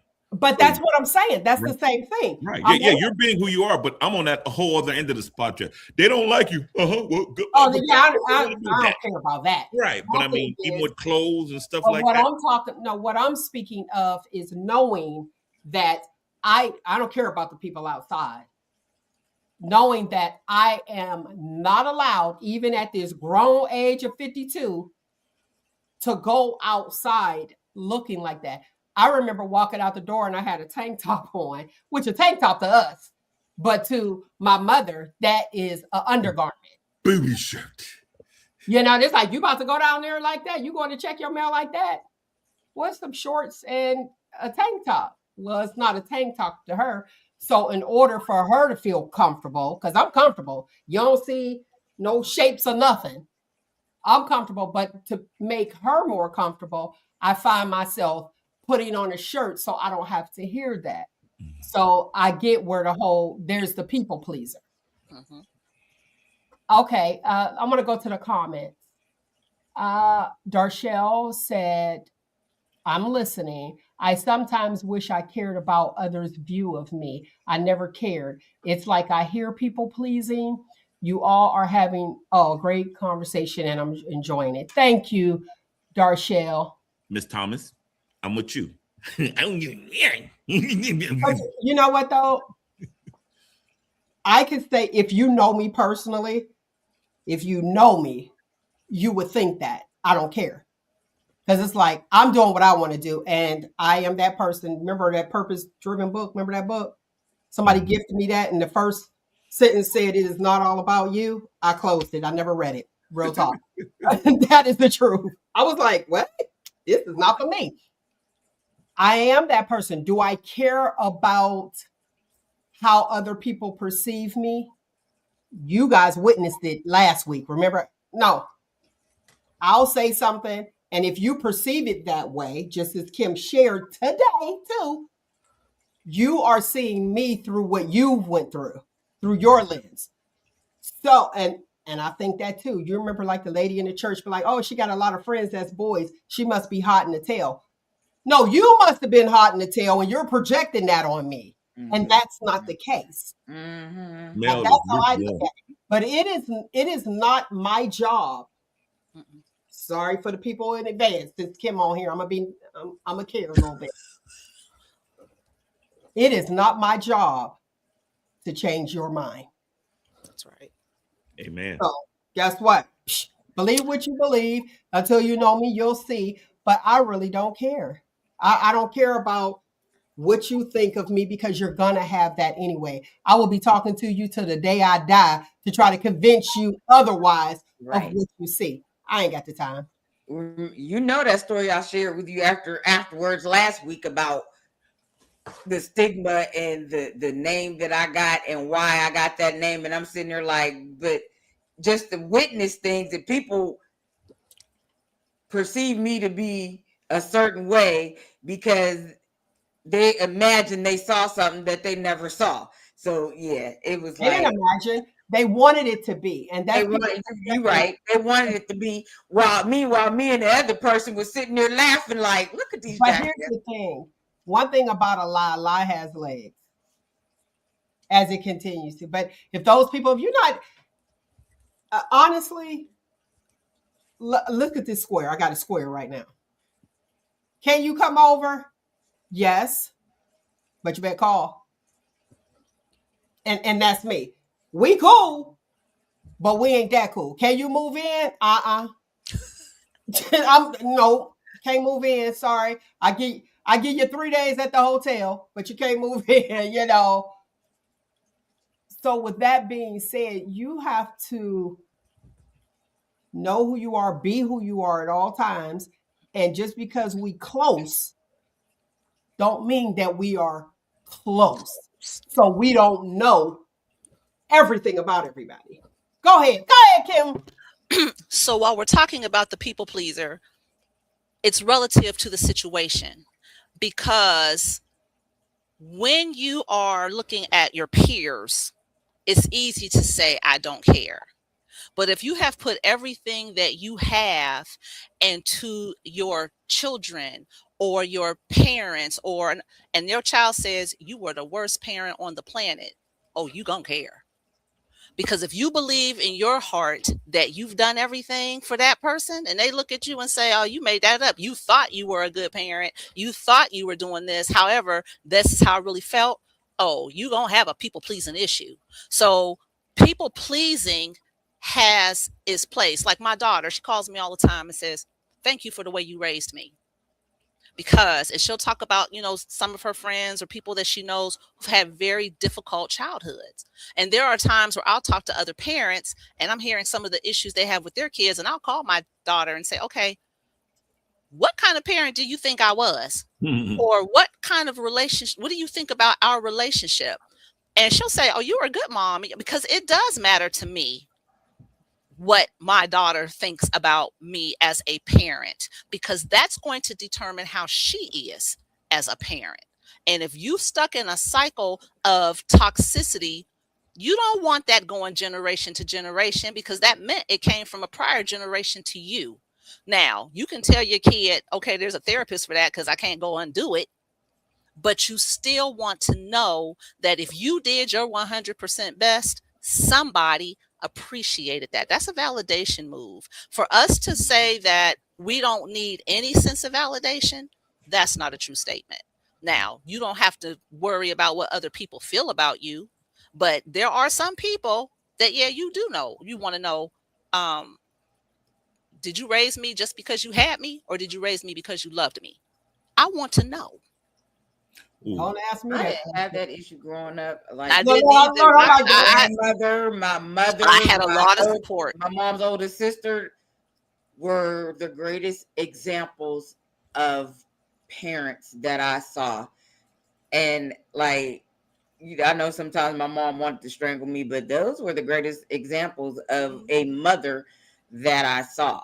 Well, So, I didn't have any of that other And issues growing up. I had the most fantastic women in my life growing up. My mother would tell me, I don't even apologize for being a perfectionist, because look at what you turned into.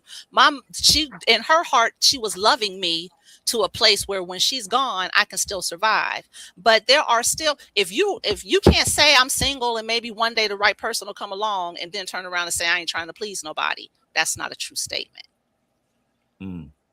I come from a incredibly blessed family, but I come up in a day where my dad has never said he loved me or he was proud of me or anything. I had to figure that out through just, he's there and he supported me. But that loving, kind puppy stuff, like my son, we can't get off the phone without saying we love each other. But I had to explain to him, I come from an era. My dad and my grandfather never told me they loved me, never told me they were proud of me. They just were there. And that played a huge part in my whole thing in life. And I broke at a movie theater, and I was unconsolable. And the wife at the time was scared because she didn't understand what was happening. And I haven't watched that movie. I watched it once and got through it since then. And it was Welcome Home, Roscoe Jenkins. I can. Did you want to hear? I never seen it. I'm gonna have to watch it. So? Oh, I did stuff deliberately to hear my dad say, "Hey, man, I'm proud of you," and Yeah, proud of you absolutely. would have been better than love for me. But on his deathbed, I mean, like right before he said, I asked him, and he just looked at me, and he went on to glory. Subconscious mind. That's why Yeah, you tell your son. You see what I'm saying? In your mind, even though you knew he loved you, there was a deficit because he didn't say it. never said So it. what you have done is take that and now you feed it to your own son. There, well, listen, we're always operating from the hidden stuff. Always, it's always there. That was my Let me- issue. Let me say something real quick to speak to that. I'm the opposite. Like, I didn't hear "I love you," but they do. Did I want to hear it? No, because that was like mushy. But I'm that parent that, like, my children make me say it. They be like, "Love you," so now you're like, "Okay, love you too." Like, yeah, I love you. I didn't know. I mean, from a male, I appreciate you sharing that. I do. I didn't realize how important it was. I'm not the hugger, none of that. And even when you were saying, Kim, like, you want that validation for your children to say, "Hey, you did a good job." I don't need it. And I'm going to tell you why. I tell mine, like, they had a great childhood. I had a magnificent childhood. I ain't going to lie. I had a magnificent childhood. I just feel like the life that you choose, and I tell both of mine that, you had everything, all opportunities here, because I did everything that I could do. So yes, I know that, and I'm satisfied with that. And if they choose a different path, it's because they consciously chose that path. It's because they subconsciously chose that path. I Listen guess to me. It is a and even with my daughter, my mother is 83. To this day, she'll say, "Are you okay?" You know, because she's perfectionist. Perfectionist. I'm a perfectionist. So even fortunately, I gave myself permission to not be perfect before my daughter told me that as a mother, I was still perfect. Some there I are. did get that. Do you I understand what got I'm that. saying? I It's got that. No, always there. let me tell you what was told to me, and you tell me what you think. I'm not perfect like you. That's what I got from my daughter. Because she was having a rant or something. She was like, "I'm not perfect like you." So I was like, "I'm not perfect." But I'm giving her direction. I'm like, "You need to do A, B, C, and D." And that's what And I got. all she hears is, "I'm not perfect." That's all she's hearing is that I can't please my mother. Now, that may not be true, but you got to understand how people take in information. They take it in the way they see it, not the way you intended it. So I need to do what Nate need. Oh, I'm proud of you. no, yeah, hey, it would have changed my life. I did things. I played for the Northside Knights because he used to go see my cousin play. And I'm like, I can do this. I can do this, to prove to him that I can do this. And it was just never, yeah, MVP. That's nice. 4 touchdowns. That's nice. And as a teenager, at a point where I was, smelling myself, I'm like, well, shoot, I'm not going to do nothing you say. You say left, I'm going right. Because, I mean, January. He died in January.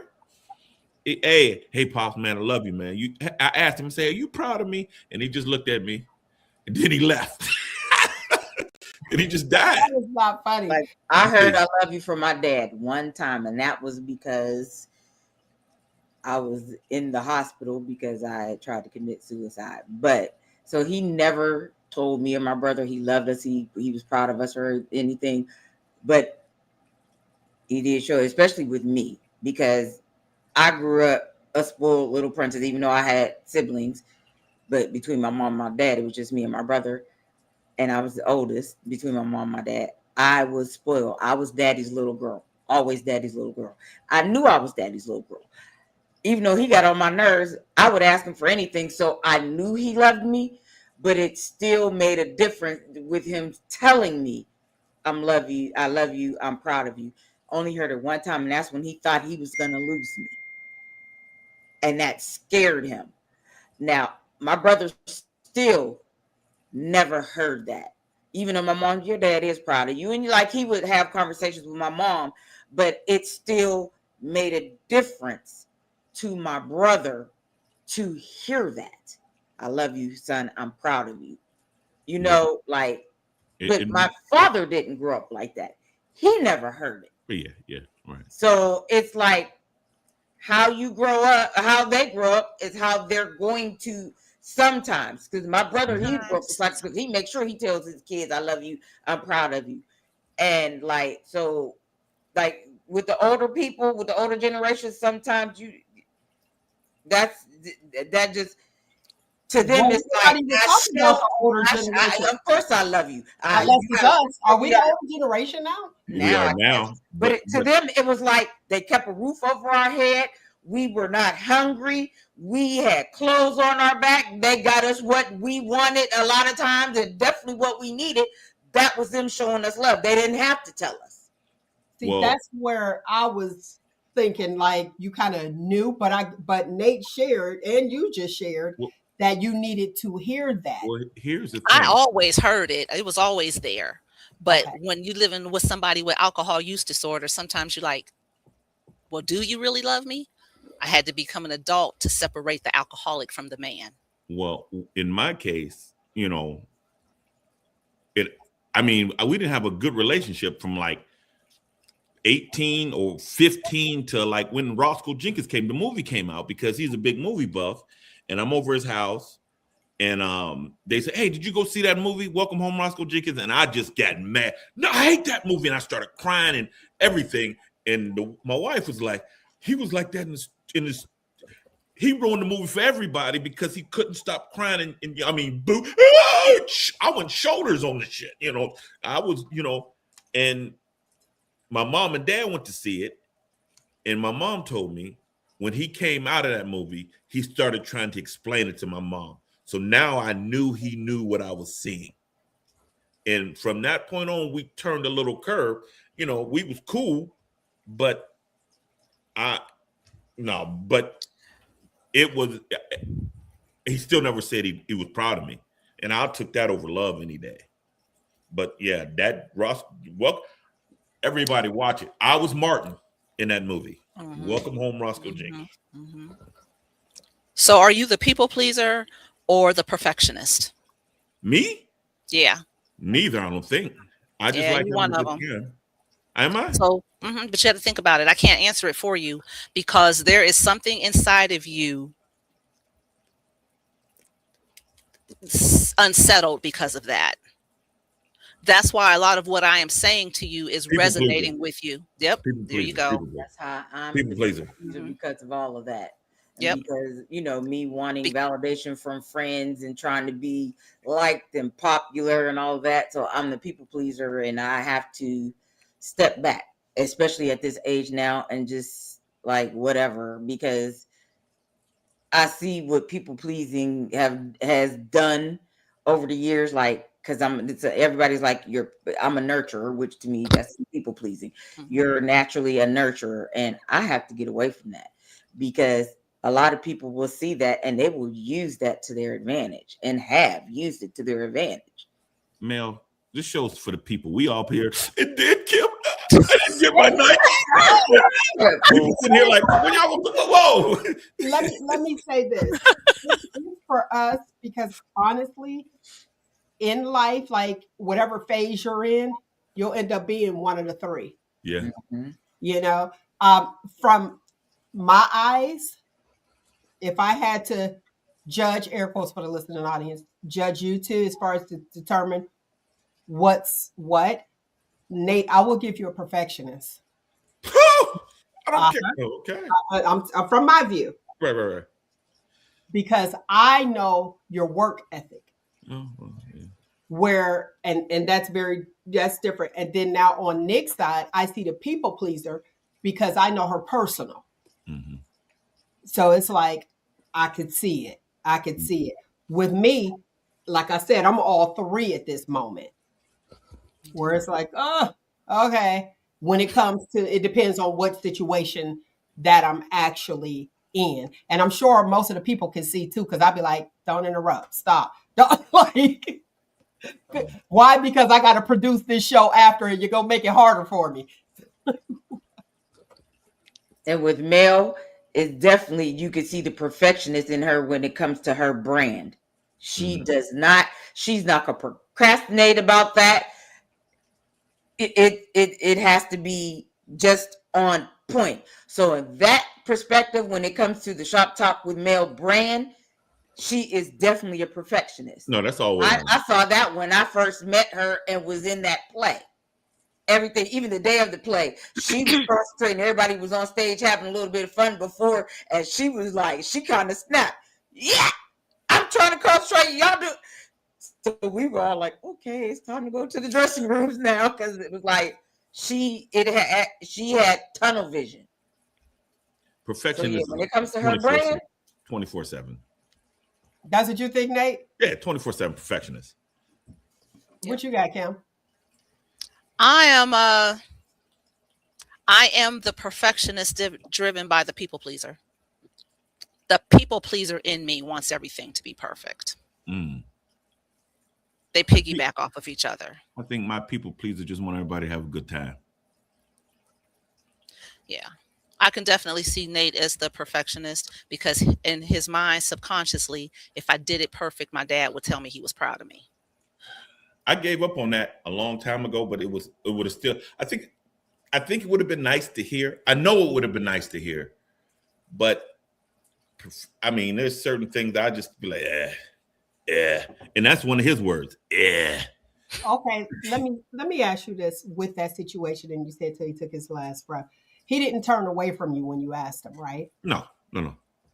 Okay. It might have been drugs, but I mean, the way it happened, the way I took it. It was a mess. He was on that. He was hooked up. I know. Right. And with that being said, maybe he couldn't tell you. No, because I say, whoa, I disagree, homeboy. I disagree. Go ahead, homie. Tell me. I asked him. I'm holding his hand because we're talking through this, because he couldn't talk. Okay. He was squeezing my hand. Okay. And he would look over at my mom. He said, "What? Tell mom you love her." And he squeezed. And I was like, "Mom, he said he loved you." I said, "Hey, Dad, are you proud of me?" I was like, God. But I couldn't cry about that in how I felt. But I mean, it affected me my whole life, my whole entire life. It was like, man, because I got to a point where forget this dude. I can never do anything to please this dude. I didn't ran all over, scored touchdown. I was very good at football and stuff like that in sports. He was at every game, but he'll never say, 3 touchdowns, man. Well, why didn't you? And it was always something. And I'm like, dude, just dude. And at a point, I was just like, but it caused a rift in our relationship from like 15 to 16 to like 33, 34, married. Yeah, about 30, 31, 32. Whenever Roscoe Jenkins came out was the turning point. Mm-hmm. I'm going to get you. I can show him. Nate, you were the one that cared for him all the way to his last days. Mm-hmm. You don't think he was proud? Well, I knew. Mel, I told you I married. When we got married, I said I loved you. Why I got to say it again? See that? I still have to say it. You still got to hear it. So, okay. Yeah, I make knew, sure. Okay. I knew he loved me and provided, and his provision and everything for me was immaculate. You know what I mean? But you wanted to hear it. Yeah. It would have changed my life. I went to college, did good in college in football. Yeah. Well, I mean, yeah. But yeah, it was just. It's like being a straight A student, but you still want to get your report card and show it. That's right. Go Okay, ahead. go ahead, Nyk. Dark skin power. I have a question for you as far as that. Has anyone ever come back to told you that your dad has talked about your accomplishments to them? One of my Whether wives, it's your mom or like a relative or a friend. one of my wives told me that, yeah, your dad said he was proud of you. I said, what? You? No, he didn't. He said, yeah. He said, you took your kids when they were that young and you raised them with no help. Well, I mean, I had help, but with no question, you were a man. That's what she said. He said, and I gave that Indian tear. Only you can prevent forest fires with the slow turn. But I didn't hear it myself.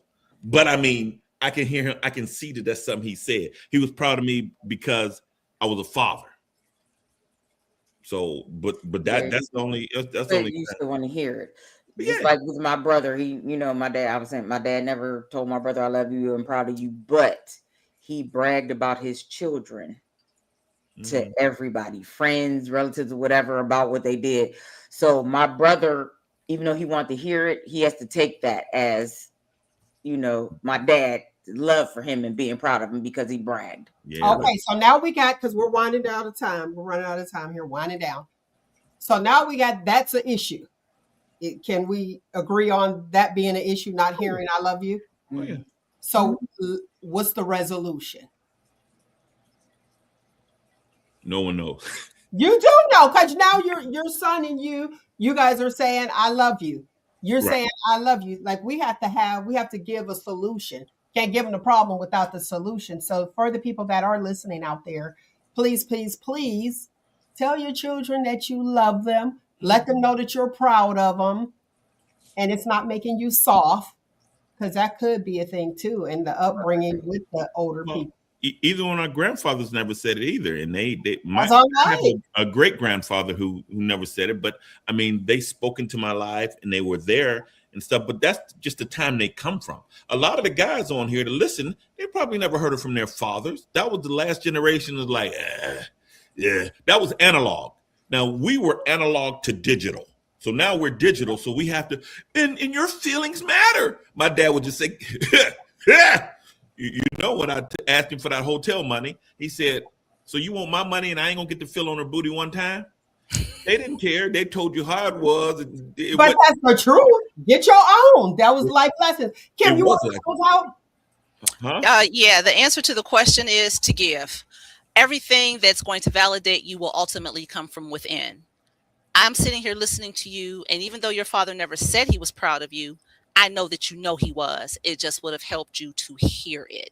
So you be proud of you, and you take that and you share that with your children, which is exactly what you're doing. So the best way to handle what you did not get is to go within you and give it anyway, because ultimately it's self-awareness, self-compassion, self-love, and self-care that is going to sustain you. So give yourself the gift of self, and that will help you get over what you did not get from somebody else. Amen, amen, and amen. Well, look, that was today's footnote. Real talk. That was definitely today's footnote. I don't even have to do it. But I want to tell you, lovely people, I appreciate you guys coming on. And I see the people pleaser because for the viewing, all my 7 people, the viewers and the listeners, all my 7 people, I truly appreciate you more than you know. You know what it is. Find you, embrace you. Most importantly, always, always love you. Until next week, people, you know what it is. 1, 2, 3. Shut Shut up, up. Doc. Hey, that wasn't too bad. That wasn't too Hey, bad. Kim, you take the EBT card? Uh, You know what?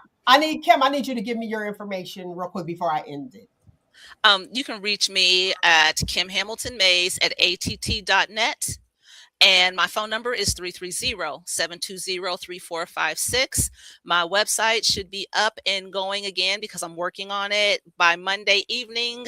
What is today's date? The 15th, by 8 o'clock p.m. KimHamiltonMays.org. All right, KimHamiltonMays.org, or you can reach out to your girl. Visit the Yeah, website. Mel will have all my stuff. Yes, and I will lead you in the right direction. If you are in the area, her office is on Belmont. 3622 Belmont Avenue, Suite 13. That's hilarious. I'm sitting there like the radio station, like right around the corner. I know, right? I'm gonna run to the bathroom. Hey Kim, how you doing? Nate, give me a call. Yes, Nate, give us a call. For other people who are interested in speaking with Kim, give her a call. KimHamiltonMays.org. Reach out. Like I said, talk to me. I'll lead you in the right direction. We're going to be having an event coming up. Me and Kim, we have to get our schedules together so we can handle what we need to handle. Our Yes, woman of color. Look, like T Love had our woman of color. We got to do it. The Hue magazine, all that stuff is coming out. But I would like to do something where, remember when you were doing your workshops? Yes. I would like I to actually do want that to do again. those again. I want to do some more of those, actually. That's good. Good stuff. We need to make that happen. We just got to get the people out again. Since COVID, everybody like, I don't want to go out. Go out. And I'm going to say this. I'm saying this right now. I can't do Amazon shopping. Go back out to the brick and mortars, because what's happening is they are dissipating because we are not contributing to them.